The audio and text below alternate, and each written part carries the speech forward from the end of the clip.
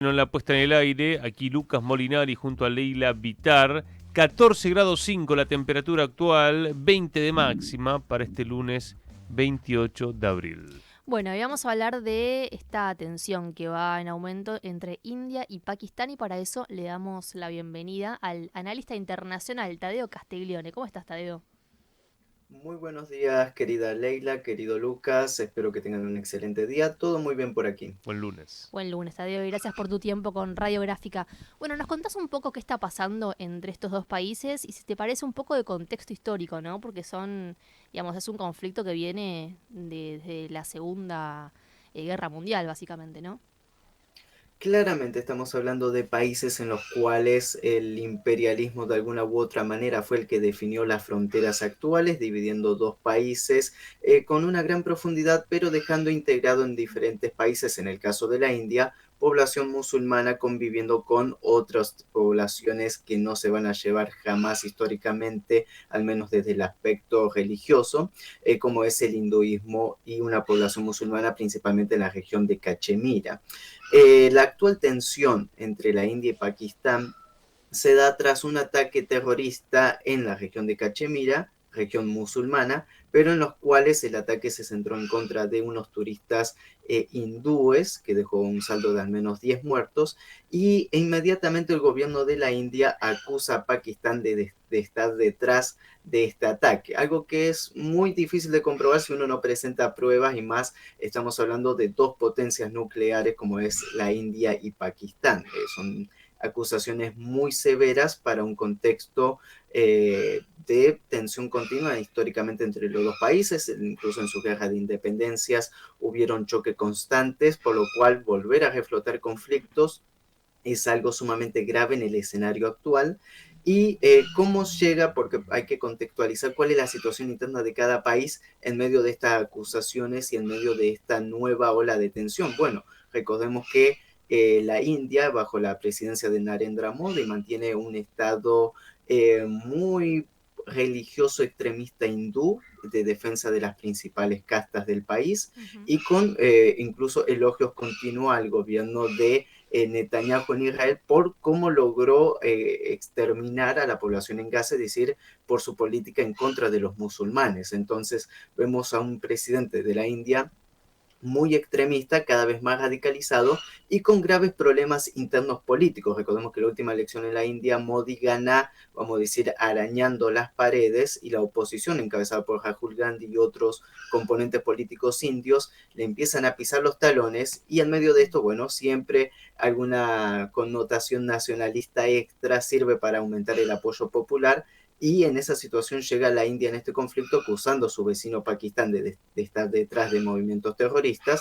Y del lado de Pakistán, bueno, una situación totalmente convulsa interna después del arresto, la destitución y arresto de Imran Khan, el que era primer ministro, y bueno, hasta la actualidad una convulsión interna muy grave, en los cual también este conflicto, al ser un conflicto militar y nacionalista en contra del oponente número uno del país, le ha venido como anillo al dedo para bueno, algún síntoma de unidad nacional en este contexto, pero la situación es sumamente grave porque, bueno, reiteramos, dos potencias nucleares y todo lo que esto puede conllevar.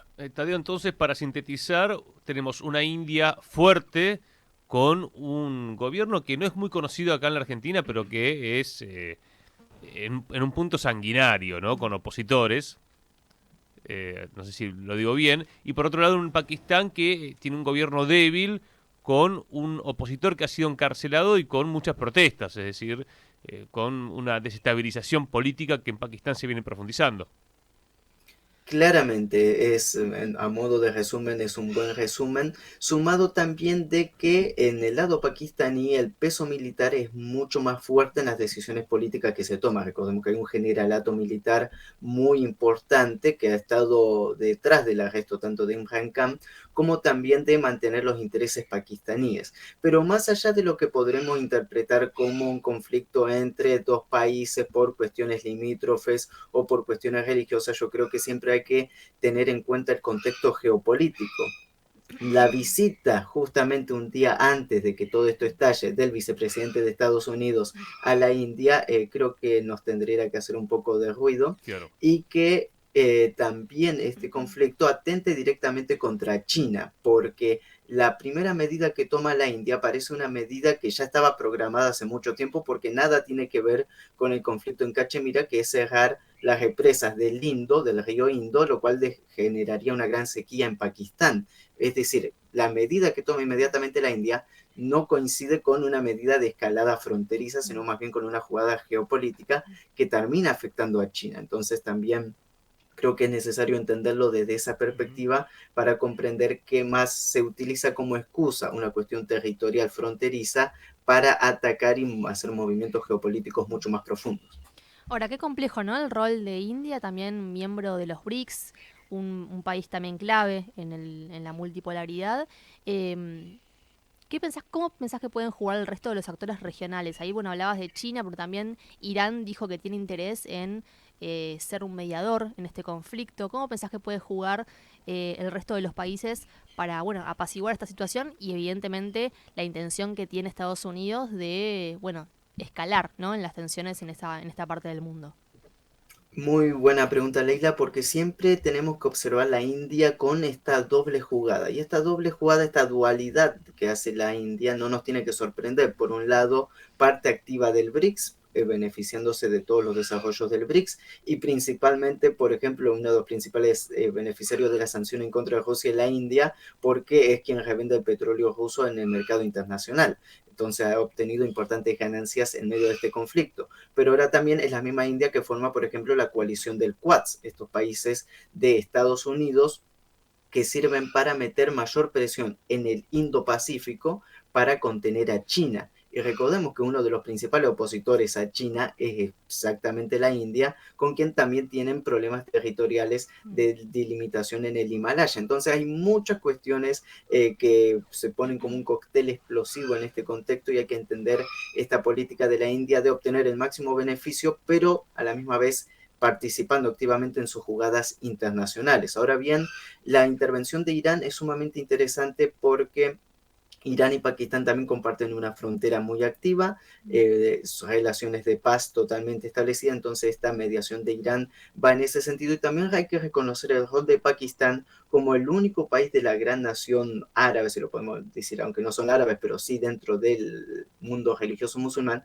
que tiene armas nucleares. Por ende, todo el apoyo desde Turquía, desde hasta Marruecos, hasta Indonesia, lo tiene Pakistán, no la India. Entonces también si esto lo ponemos en una balanza geopolítica, yo creo que más allá de las actuales escaramuzas, combates muy focalizados y locales, todo esto tiene que ser encaminado hacia la paz porque a nadie le sirve un conflicto a gran escala y yo creo que incluso dentro de la India esta jugada de Modi para ganar incluso más apoyo popular es contraproducente para el mismo desarrollo de su país, por lo cual creo que son algunos factores que también van a pesar en estos momentos. Tadeo, reponiendo las últimas informaciones, ayer terminaba el periodo para poder irse los pakistaníes a Pakistán y los indios a India. Es decir, una decisión de India muy fuerte, teniendo en cuenta que son, yo no sé cuántos indios vivirán en Pakistán y viceversa, pero hay de hecho familias constituidas donde entre indios y pakistaníes, ¿no? Ujú. ¿Qué es lo que se sabe de lo que está ocurriendo ahora,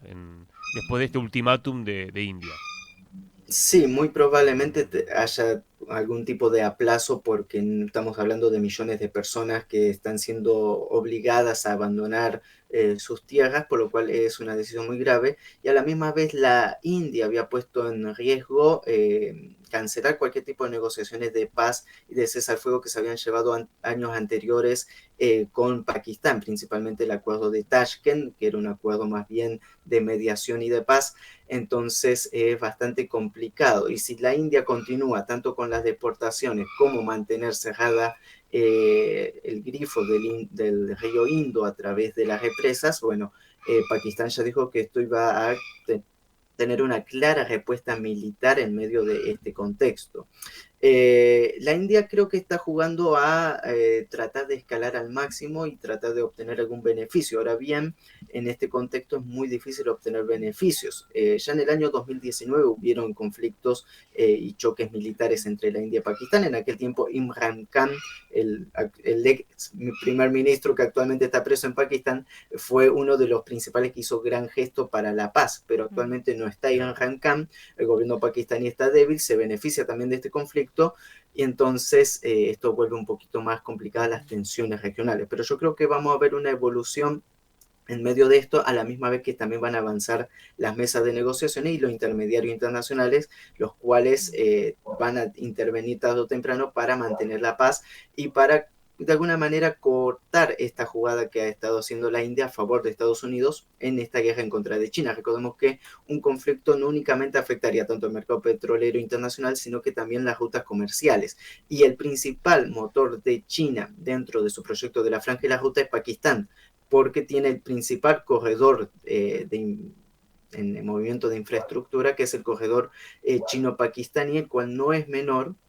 Y en este contexto de guerra comercial y de guerra híbrida en contra de China, recordemos los diferentes escenarios, el mar de la China Meridional, Taiwán, ahora también la región de la India con Pakistán, todo esto termina afectando a China Claro. directa o indirectamente y esto lo sabe claramente Estados Unidos. Bueno, una pregunta para cualquier analista internacional es si hay una posibilidad de guerra, ¿a quién le conviene y a quién no le conviene? Acá vos estás diciendo no le conviene a China. Entonces la pregunta es, atrás del grupo que hizo el atentado en Cachemira que mató a 26 indios y a un nepalí, ¿están los Estados Unidos? ¿Está el bloque anglosajón? Bueno, claramente hablando con diferentes fuentes, todos te van a decir que este ataque fue de falsa bandera. Se dio en un momento justo contra un sector focalizado y en una región totalmente militarizada. Fácil, hay más de medio millón de soldados indios en Cachemira, por lo cual decir que hubo una infiltración desde Pakistán es totalmente imposible debido a la magnitud de la militarización regional. Estamos delante de un ataque falsa bandera, los responsables, bueno, son los clásicos responsables que suelen pescar en aguas correntosas, en aguas, vamos a decir, totalmente Turbulentos. tumultuosas, turbulentas, y sacan su mayor beneficio en medio de esta situación. Claro. Por lo cual, sí, lógicamente, yo creo que este ataque, y hasta que no se han encontrado a los responsables, pasando días y Ujú. días, la acusación inmediata de la India, bueno, vemos aquí también un clásico juego de los servicios de inteligencia. Bien, un atentado de falsa bandera, recordemos, es a un atentado que parece ser algo que no lo es, ¿no? Por eso el falsa bandera. Entonces, la hipótesis sería que hay sectores de la India vinculados, quizá traccionando con intereses Total. británicos y estadounidenses, como para decir, che, generemos un conflicto para ver, bueno, cómo afectamos a China, cómo avanzamos geopolíticamente en una región que está en disputa, que es Cachemira también, ¿no? Desde hace más de medio siglo. Exactamente, y también recordemos que, por ejemplo, está firmando hoy, el día de hoy, justo la India, un acuerdo multimillonario de defensa con Francia, con la compra de nuevos aviones Rafale, los Mm. cuales también reposiciona a quién compra armamento la India, a qué intereses responde, y también en medio de un contexto de tensión, cuánto no mejora invertir en defensa. Entonces vemos también cómo la India justifica exorbitantes gastos militares en medio de este contexto, que en otro contexto, incluso social en la India, hubiera sido mucho más difícil la firma de estos acuerdos. Entonces también, como siempre, tenemos que ver un poquito de las diferentes escalas y la magnitud que tienen conflictos como el que se está dando para, bueno, observar también quiénes se benefician, en este caso también el complejo industrial militar europeo, con también Totalmente. toda la difícil situación que conllevan en Europa. Claro, a quien elige India comprarle estamos hablando de 7.000 millones de dólares.